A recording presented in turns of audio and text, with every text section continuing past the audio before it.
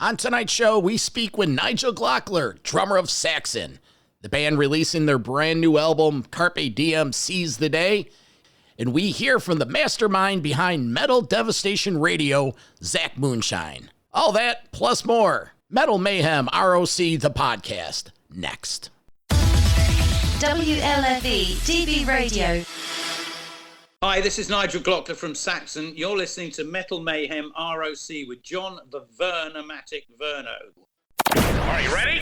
Live from the Metal Mayhem Studios in Rochester, New York. We are gold.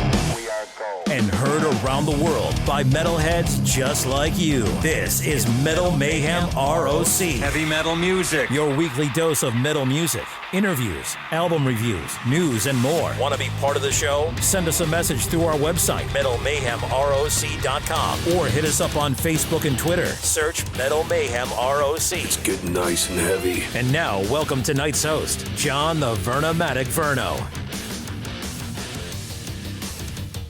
Good evening, everybody. Thursday night, time for a brand new episode.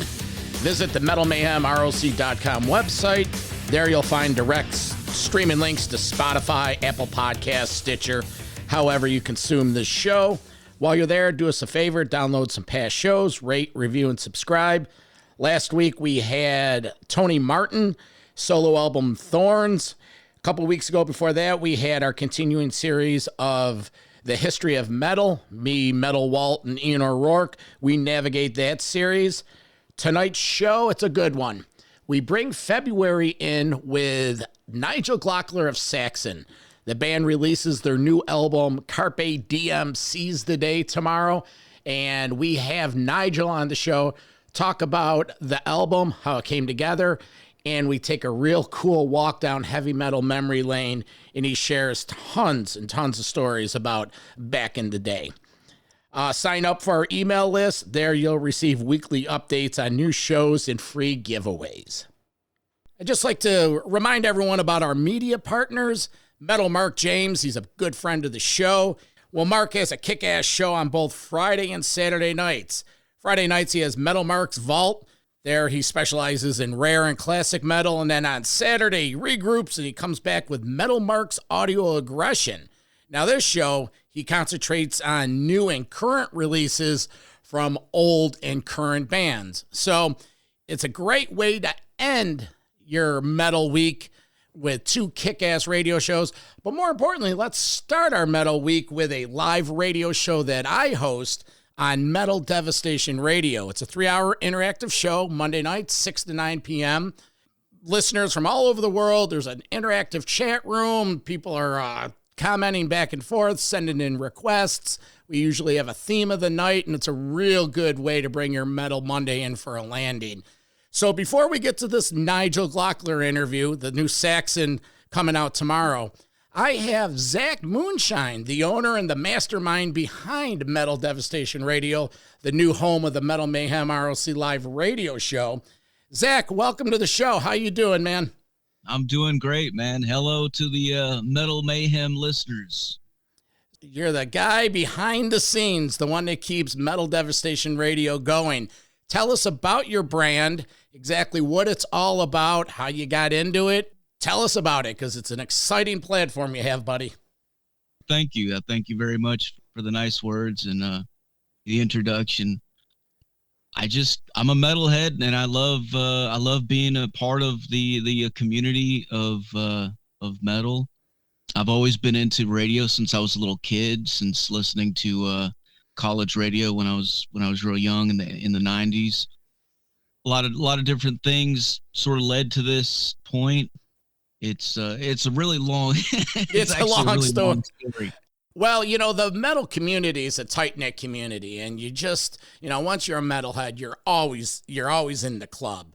You could be walking down the street and you see someone in a Motorhead shirt, and you give them a nod, usually the devil horns or a quick smile, and we can instantly relate. When I got back into internet radio, and I've been at a couple different platforms, and when I came over to MDR, I really liked what I saw here. It's a combination of jocks from all around the globe, But more importantly, now a lot of internet stations have that platform where they have jocks in the UK or Europe and across the States. But Metal Devastation Radio takes it a step further with your PR side of things. You're really in touch with, one, the labels, two, the publicists that promote these bands, but you have your own PR division of Metal Devastation Radio. Tell us a little bit about that.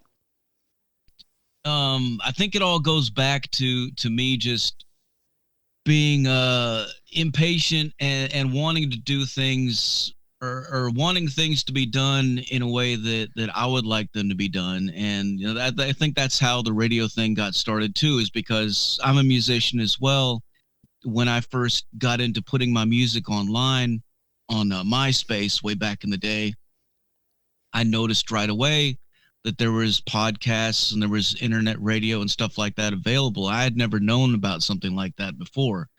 And when I realized that, and these people were wanting to put my music on there and stuff, and then next thing I know, I getting a DJ job at another radio station. They wanted me to be a DJ on there. And so I did that, and that opened up my view of it. But then the way that radio station was, there was a lot of things that they were doing that were kind of alienating a lot of people. And I really wanted to do something that was inclusive, that would bring in people and not push them away. So that's how I broke off from that and then started my own radio station, because I had an idea and a vision of how I wanted it to be done. Well, the PR thing really happened. I mean, it was something that I had thought about doing, but I wasn't sure I knew exactly how to do it or how to go about it. I'd seen other people doing it for years, but during the pandemic, when I got laid off from work, it was scary. Didn't know what was going to happen. And at that time, there was a couple bands that had contacted me and actually asked me, because they'd seen how I'd done things through my blog and how my email newsletters for radio shows and interviews and stuff that we were doing, how it was getting a lot of traction. And they actually contacted me and asked me if they paid me if I would promote their album or their release or something, and yeah, at the time I was like, well, it was scary, I'm like, fuck, man, I'm gonna, like, you take money from somebody, you've got to be able to deliver results. I was scared, but at the same time, I needed to do something. I needed to bring in some kind of income for my family and my bills. Yeah. So I took the leap. I took the jump, and I put together a promotional package for those bands, sent it out, and right away I got a really good reaction. They were getting interviews and features and websites and stuff, and it just sort of snowballed from there, and it's blown into this full-on thing now. Now I'm doing it from home 100%. I've walked away from the factory that I've been at for 10 years, and this is my life now, and I love it, man. It's awesome. Every day somebody's emailing me, somebody's letting me know that they're getting this feature or that, and it's just, that's awesome, man, because you're contributing to the platform that you love, part of the community. And like you said, it's sort of the PR division sort of just organically morphed into something.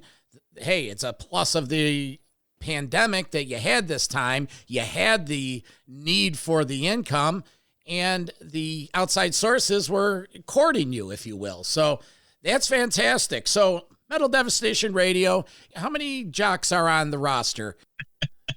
I knew you were going to ask me that. You know what? I forget every time. I'm not going to lie.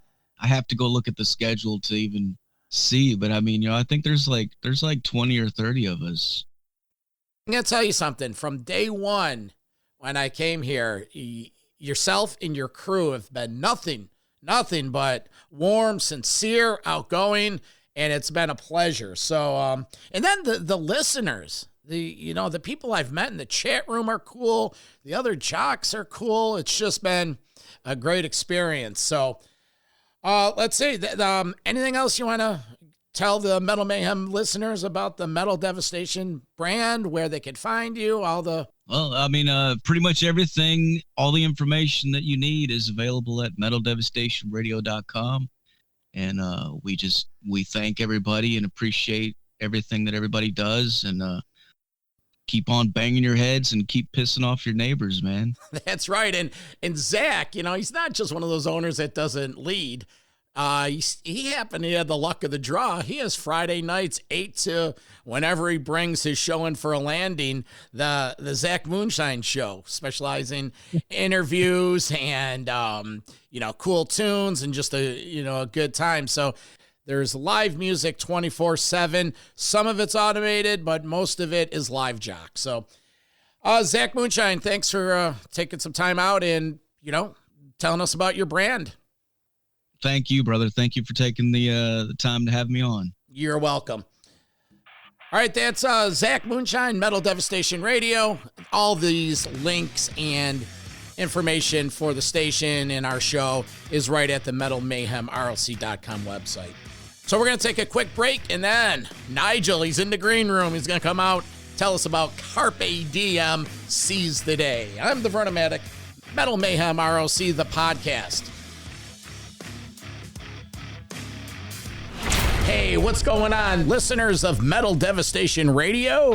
Vernomatic here, inviting you to get those horns up and to join us live Monday nights, 6 to 9 p.m. Eastern Time for Metal Mayhem ROC Live. We crack the vaults open and play the best of the metal from the last 50 years. Get in the chat room, meet other bangers from around the world, send me a request and I'll get it on for you. That's Metal Mayhem ROC Live with me, the Vernomatic. Monday nights, 6 to 9 p.m. Eastern Time, right here on MetalDevastationRadio.com. Hey, listen up. Now get that popcorn ready and grab a seat. Do it! As the Vernomatic presents this week's feature interview, exclusively here on Metal Mayhem ROC. Our guest today is a veteran of over 40 plus years in the hard rock and heavy metal arena. In 2021, he's celebrating 40 of those years with metal pioneer Saxon. He's here today to discuss the band's 23rd studio album, Carpe Diem, Seize the Day. Let's welcome back to Metal Mayhem ROC, Nigel Glockler. Hey, Nigel, thank you for joining us again. Hey, hi, John. Good to talk to you again, man. Great. Thanks for having me back. Of course. So last time we talked, the Inspirations album was out. We were about a year into the pandemic. All that horse shit was going on. Here we are, supposedly bright light at the end of this tunnel. So Fingers crossed. Yes. Tell us about the setbacks and the pandemic and the hurdles you had to overcome. What's it been like for yourself, the band, Biff? There's been health issues. How'd this all come about? No, well, I mean, what happened? Well, I mean, we were looking at the album. I actually did the drum tracks before the pandemic hit, and I mean, we changed a few things since then, but the basics of the whole album I did them then, and then the pandemic hit, of course, and the record company didn't want us to release the album without us being able to tour. Sure. So. So that actually gave us, so as the sort of release of it was put back, that gave us more, that gave us some time. Hence, we did the Inspirations album in the time frame that we would have been finishing the Carpe Diem album off. So we did the Inspirations album as well and put that out as like a stopgap, before we could do, get this thing finished and put out. So, but then of course the pandemic's gone on longer than I think anyone thought initially. So touring was screwed up. And, but finally it's coming out early next year and, God willing, we can tour. Well, Inspirations, like you said, it was a carryover. Yeah. Quickly, how did that album do for you guys? Did it achieve what you wanted it to do, or just kept the Saxon name? Yeah, it did very well, actually. We were quite pleased, and what tracks were on there. Mm-hmm. We heard for instance, we heard from Steve Lucas that said he loved our version of Toto's Hold the Line, so it was cool. It was great. So a lot of people loved it. They were really surprised by some of the choices on it. Paint It Black was another one that went down a storm, and also Paperback Writer. Yeah, sure. Well, each one of those tracks had its own identity, and it was like the whole mission of the album. You're just, it's your peers, and you're just having fun. So yeah, it was fun. So let's see. You're back with Andy Sneap. Looks like you have a nice little combination here. The last 4 or 5 albums, he's been involved, producing, mixing. What's the relationship with Andy? And tell us about the assembly of Carpe Diem.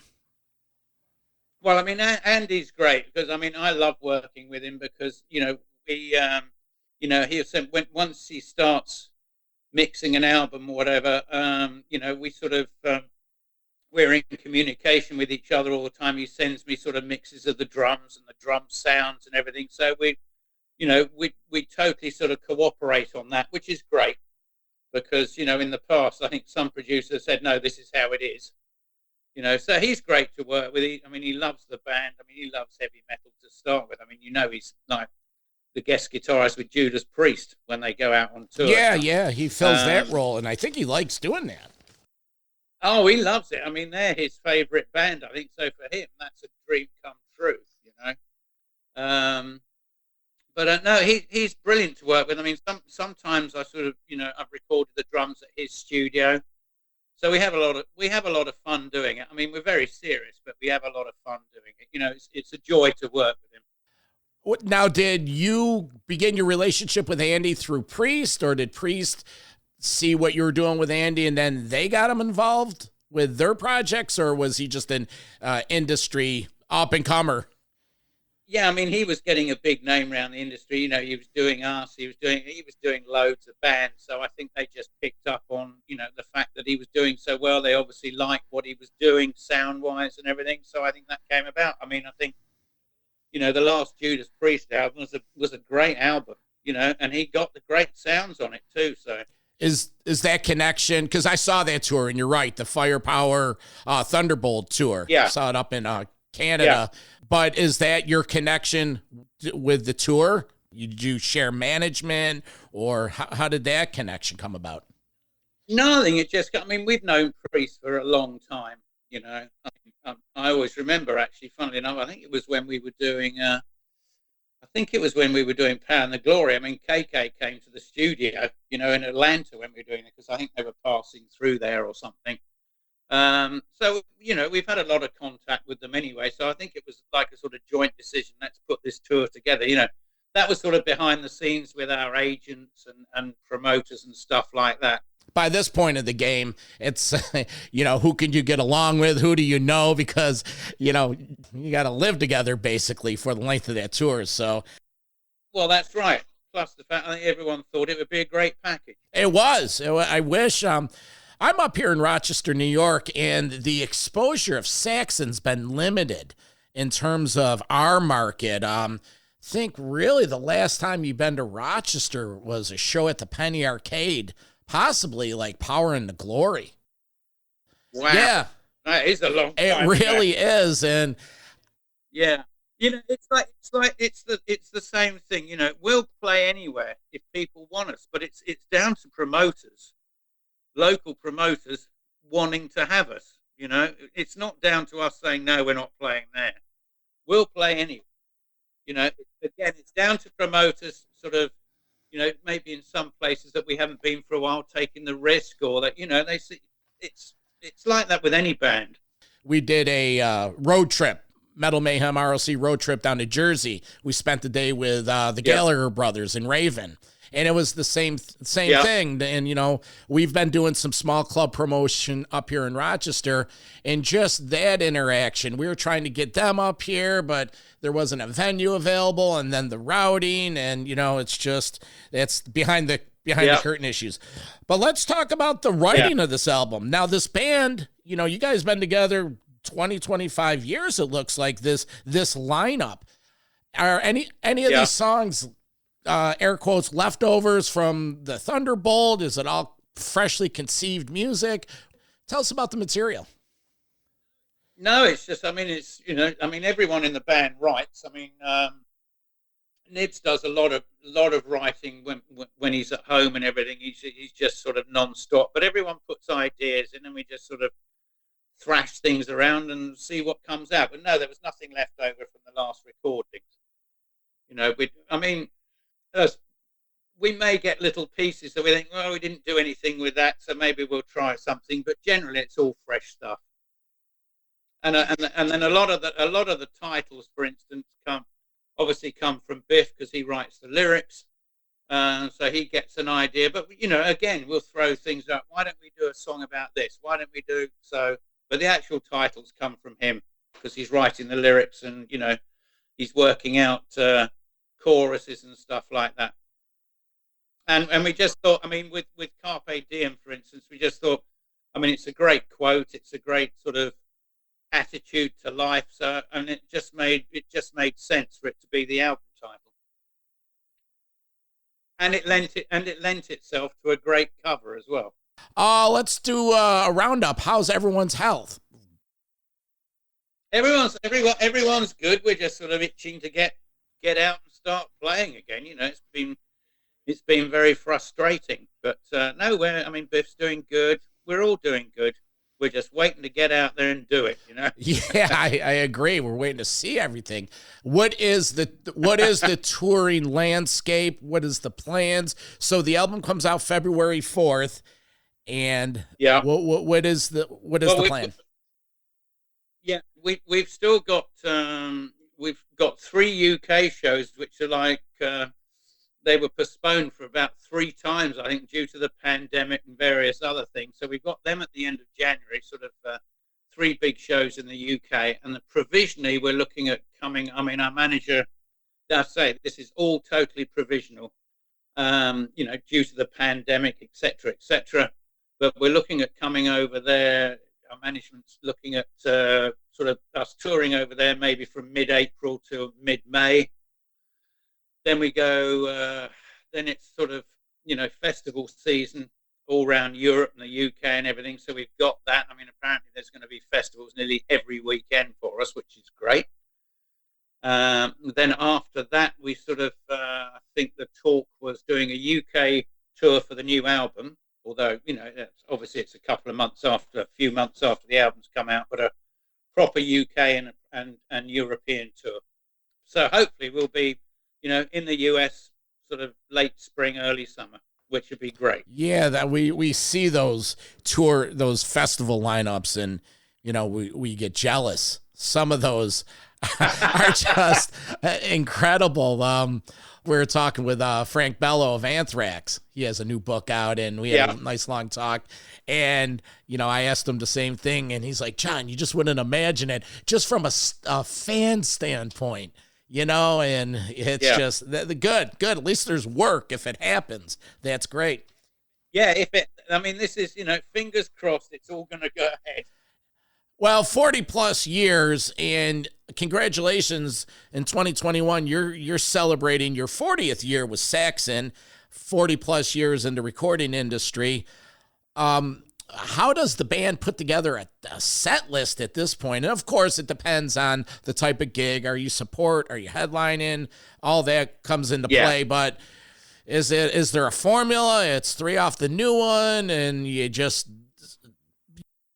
Again, as you say, it all depends what our set time is. You know, when we're headlining, obviously we play a bit longer. But I mean, if we're sort of in like for instance, say a co-headline tour or whatever, both us and the headline band, or vice versa, you know, we both sort of generally play the same length of sets, which could be hour 15, something like that, because obviously you can't go on too late. Again, so I mean, you go on tour really to support a new album, so obviously a good at least 50% of the set has got to be the new album. And then it's just sort of favorites after that, which can vary from country to country, because certain songs go down better in certain countries, you know, so you have to sort of pull those in for a certain country and take others out that might go down well somewhere else. Festival time, that's a completely different entity, because I think festival time, you run through all your most favorite songs, you know, and just sort of bang them out. I think that's what a festival is about. 'Cause it's more. I mean, a festival. I mean, I hate to use this sort of word, but festival's more like party time. So it's just give them the hits, yeah, and it's like, we've heard many artists say, it's like, look at, you get the 5% of the diehards, and I use these ratios loosely, that would love to hear some B-side from, an album from 79. But as soon as you start playing that, the soccer mom or the lacrosse dad, he's like, oh, I don't know this song. What the hell? Why aren't you playing? Yeah, I know. No, I know. And then there's other songs you play that some people might go, oh God, not that. Yeah, again. but yet, I mean, every band gets this. I mean, we had a great thing. One time we headlined at Wacken. We played 2 tracks off every album in reverse order. Now, that was fun. Well, like you started with like 2 songs from Thunderbolt and made your way back to.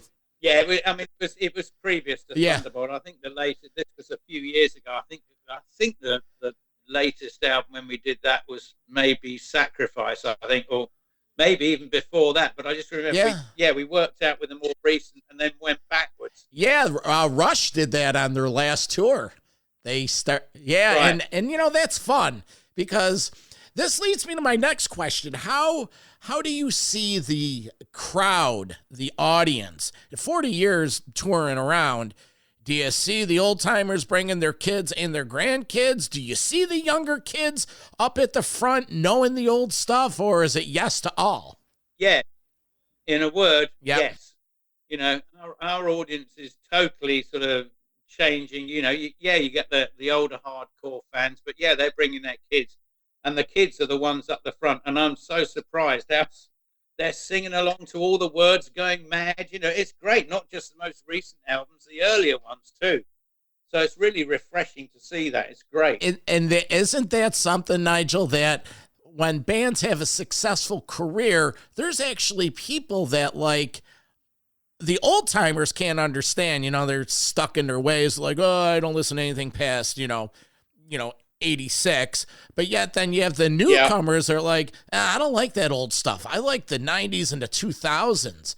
As an artist, that must be fantastic to have, that the span of generations and all your music's being appreciated. Yeah, it is. It is. It's great. We really appreciate that. But I'm saying, but there again, as I say, a lot of the kids up the front, they're singing the old stuff as well, They're singing everything, and sometimes we look at each other like, "Whoa, what's going on here?" It's great. Yeah, sure. That must be great. After all these years, you still get surprised, and what keeps you coming back. So, yeah, sure. We're talking with Nigel Glockler from Saxon. The new single "Carpe Diem" is from the brand new album. Carpe Diem sees the day. Comes out February 4th everywhere. Obviously, streaming services. Get out there and buy the hard product. What's the video plan for this? Are people still watching videos? Is it still a promotional tool, or is it just something you have to do? I think it's more of a promotional tool. I mean, anyone can go on YouTube and type in any band. I mean, I've been on YouTube, and I think it's a great vehicle for promoting and also, I mean, I love it because more and more stuff's going up. I'm finding like videos from bands I used to listen to in the 70s, and it's great. I love it. First ever proper gig I went to was Grand Funk Railroad in Hyde Park in London. It was a free gig, and because that was the first band I went really nuts about. And when they were still the 3-piece, and they were supported by Humble Pie when Peter Frampton was still in. Yeah. And they were just brought out the Rock in the Fillmore album, came out shortly after that gig, actually. But it was like through that, and I just suddenly went, this is a while back, suddenly went on YouTube. I wonder if there's some Grand Funk Railroad from that period on there. And there it is, it's great. And brilliant. And then other bands that I got into at the same time, there was a band from Fort Worth, I believe, called Blood Rock, who were, I think, managed by Terry Knight, the same Grand Funk manager. So I found all this stuff, and it's great. So I think YouTube is a great tool for finding this stuff. So I think putting the videos on there are, mainly for promotion and letting people see what you're up to and everything. Nigel, we're going to turn the corner on our conversation today, but we like to end all of our discussions with a segment we like to call Heavy Metal Memory Lane, where we discuss the guest's career. And in your instance, it's when you joined the band in the 1981 Denim and Leather era. You took over for Pete Gill, and then your first recording was the live album, The Eagle Has Landed. So let's pick it up from when you joined the band, Denim and Leather, 1981. What do you got? Okay, so Denim and Leather tour, yeah. The first gig on that was in my hometown, and I'd actually bought tickets to it. So, and then I ended up playing it. Obviously, I think it was about 2-3 days to learn the whole setting. So that was a bit of a nightmare, but we got through it. And then, let's see. And then the band said to me, "Oh, by the way, we're recording a live album in about 10 days." And I was like, "Yikes!" And that ended up being The Eagle Has Landed. Eagle Has Landed Part 1. Yeah. Beautiful. So at this point, you were taking over for Pete Gill, and you became a permanent member. That's fantastic. Power into Glory. Any remembrance of Power into Glory? Yeah, I mean, we recorded that at Jeff Glicksman's studio in Atlanta. For me, that was an important album because it was, me putting my mark on new material, and also I knew how popular Pete Gill had been with the fans, so it was a really important for me. I had to sort of, impress them, so to speak, if I could, because I was taking over from a much loved figure. And the other thing was, we found while we were recording, we're all, the whole band's really into Indian food, like curry and stuff. And we found a brilliant curry restaurant in Atlanta that was run by 2 English guys from Birmingham, UK. So we were down there a lot. Yeah, right. 1984 had Crusader. Share some insight on the Crusader album. Yeah, the Crusader album we did in LA at Sound City, I believe. I'm trying to think. I'm just trying to think what went off with that. No, I mean that was a pretty fun album to do. But what I most remember actually about is the tour where my drum tech was dressed up at the night at the beginning of the show, so he had to stand on the battlements of the castle, Oh, so that tour you had a castle stage prop set up? Yeah, we had like a castle stage. Yeah, and my tech, we put him in knight's gear, holding a scroll, which didn't go down too well with him when we suggested it, but he did it. Now, I do know in 85, 86, 88, the landscape was changing. Now we're like in the middle of the 80s. Reflect on how that period, Innocence through Destiny, how you saw the landscape changing and what Saxon's role was in that. Yeah, I mean, we went down and I mean, obviously production values were getting a lot better. The recording equipment was getting better. I mean, we spent 3 months in Munich recording Innocence. But it was, it was time you had like Phil Collins was doing his stuff and all that sort of, so that was making a sort of big influence on producers with their drum sounds and stuff like this. But, I mean, it seemed to take forever doing that album, but, we were pleased with the results. There's some great songs on it. There are some great songs on it, but, some people have said maybe some of them were a bit too non-metal, shall we say, which I disagree with, because, I mean, whenever we play any of those tracks live, we're a heavy rock band, so, I mean, it comes over heavy, but, yeah, it was a difficult time because that was the sort of hair metal time as well. 1986, Rock the Nations came out. Now, at this point, the band's been around recording career 5 to 7 years. Did it ever get to the point where you felt things just changing, and you almost felt like, oh wow, we used to be the up and comers, and now we're like the old guard. You know, the American thrash was happening, and some of the English bands, Maiden and Priest, were at their pinnacle height. Where did Saxon fit in with this? I mean, we were, 86 was Europe. Europe is very sort of, they're very loyal to you. So the touring, situation was good. It was just you had to keep coming up with just great albums. I mean, we were touring the US a lot. In fact, the one thing I do remember is that whether it was our management or the record company, we ended up initially having 10 days to write that album from scratch. Yeah, 10 days to conceive and write Rock the Nations. Yeah, that's all the time we were given.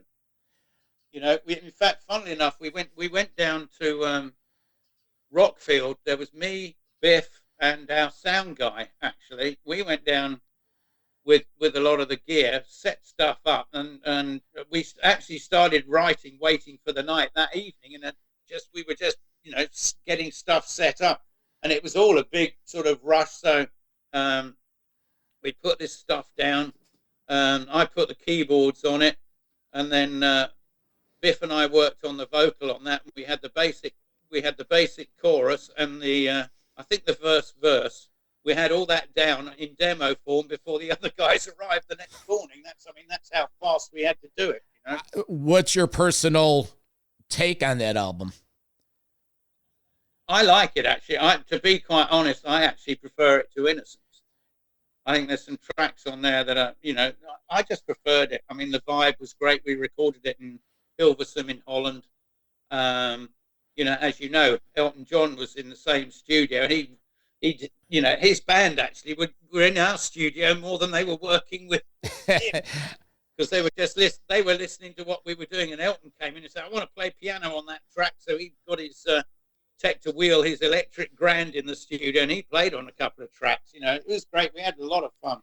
Yeah. Did you learn anything from that process that, hey, you know what? Sometimes magic is captured when you don't realize it, or when you're put in a situation? And did you take any of those recording habits and move it forward, or did you pivot back to the standard? I think sometimes, if you feel things are right, I mean, it forces you to work hard, which I don't think is a bad thing. As I say, I mean, we generally had a great vibe in that studio. We were working with Gary Lyons, who'd produced Foreigner, and it was a good thing. Sometimes I think you know if a song's right. Mm-hmm. It's sometimes the magic can happen sort of kind of instantly. Whereas other times you might have something and it just goes on and you leave it and you leave it and leave it and leave, and you come back and go, no, this is rubbish actually. So then we tend to scrap things. We're very fussy about what we try to be very fussy about what we do. Obviously we can't sort of comment on what the fans like. Yeah. We can only say how we feel about something. And we were happy with that. Although, it was fast, but I think actually sonically it's a lot heavier album than Innocence. So if push came to shove, if someone said, which one do you prefer, I'd go with Rock the Nations, definitely. And in 88, last album of the 80s, Destiny. Now, that was the period you left and was doing stuff with GTR and How in that period? Yeah. Yeah, that's right. There was 40 years. There is a portion of time that you were gone for health reasons and other. What? Yeah, I mean that was later on. Yeah, no, the thing with Destiny. I mean, I got Destiny and listened to it, and I thought that the Ride Like the Wind thing was great. I mean, there's some great tracks on Destiny. Let's touch base on the last 10 years from the, let's pick it up from Call to Arms, the Andy Snipe years. When did Andy come on board? Andy Sneaps, you mean, yeah, not Snipe. Andy Sneaps, thank you. My pronunciation's terrible. I think he came on, as far as I can remember, I think he came on board for Sacrifice. Okay, yeah. You know, and it was great. It was the first time. I mean, Andy had been in, you know, he'd been in this band that had played with us on a sort of like four or five band bill with Manowar, you know, on some German shows and everything. So to suddenly like here he'd suddenly turned into this producer guy. I was like, whoa, you know, great. But no, I mean, we got on great straight away. And he's definitely, you know, put a sonic mark on the band without a doubt, you know. I have two final questions, Nigel. Recently, Biff came out and made the statement that those really Wheels of Steel, Strong Arm, Denim, those are classic albums. And maybe what held you guys back was management, promotion, timing, marketing, whatnot. Even though you weren't with the band during Wheels of Steel and Strong Arm and Denim, can you comment on that commentary from Biff? I mean, I was, you know, to be quite honest with you, I mean, I was sort of, you know, I had Wheels of Steel actually, and I bought Strong Arm. To be perfectly honest with you, I mean, I wasn't listening around that period. I was listening more to like prog and jazz fusion, you know, like Chick Corea and stuff. Fair enough. So you really weren't a denim and leather air quote guy. This was sort of, you got into Saxon as work, and then you went with the band. Well, no, I mean, I did like them. Hence, I was going to go and see them on the Denim and Leather tour. You know, I bought tickets for it, as I told you. You know, at the beginning, I bought tickets. They were playing in my hometown. You know, because I wanted to see what it was all about and everything. But you know, comparing them to Maiden, I mean, I just look at it and go, you know, there were certain things that sort of kind of maybe went wrong. I mean, for instance, you know, when we did the Power and the Glory tour with Maiden, they were on the Peace of Mind tour, right? We had the Power, they had Peace of Mind out, we had Power and the Glory, and we toured the US, and we went down a storm, you know, went down an absolute storm.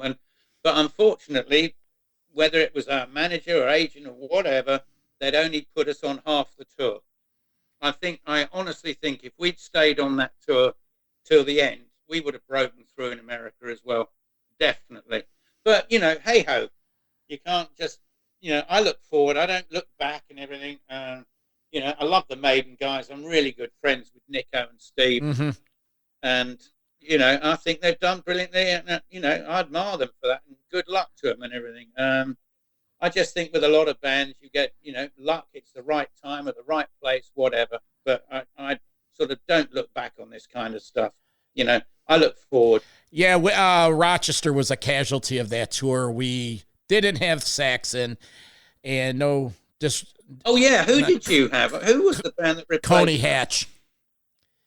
Yeah. I keep trying to remember who replaced. And no disrespect to Coney Hatch, but you know when you had Maiden, Fastway, and Saxon, come on, that was, you know it.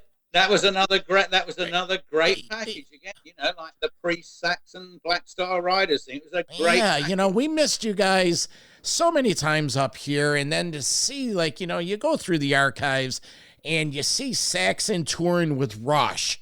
And you see Saxon with all these guys, all these bands, and you're like, I was really annoyed that I missed that one because I'd like to have done that one. Oh, you weren't in the band when Saxon opened for Rush? No. But I was a big Rush fan, so you know, yeah, I would have loved to have done that tour. Have you ever? I just missed that one. Apparently. Have you ever had a chance to meet Rush? Yeah, I've met Alex, actually. Yeah, had a chat with Alex. We were at I think it was like a sort of music awards thing in the UK, and sort of had a little talk with them. I never met Neil, and I haven't met Geddy either. Mm-hmm. But yeah, Alex came across, really nice guy. Well, just like real life, where this is a small world, the rock and roll metal community, it's a fraternity, and that's even smaller. So, you know, just respect around the horn from us as fans and admirers to what you guys do, and within your community, it's nothing but, you've exemplified this through our conversation, that it's just, you guys you're veterans and you've all been through the trenches together, and there's politics and BS everywhere. I like that term, through the trenches. That's a great term. That's a Saxon term. Through the trenches, the Crusader came through.